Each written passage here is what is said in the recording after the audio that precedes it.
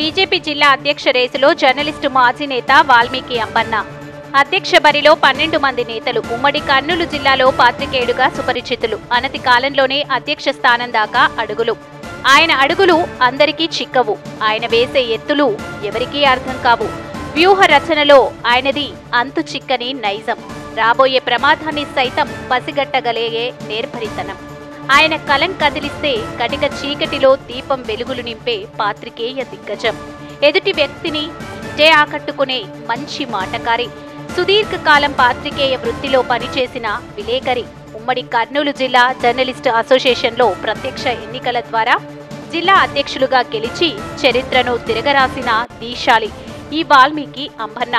ఎక్కడా ఏ రంగంలో ఉన్నా అంచెలంచెలుగా ఎదగడం ఈయనకు వెన్నతో పెట్టిన విద్య. ఆలూరు నుంచే విలేకరి వృత్తిని ఆరంభించి కర్నూలు దాకా ఎదిగారు.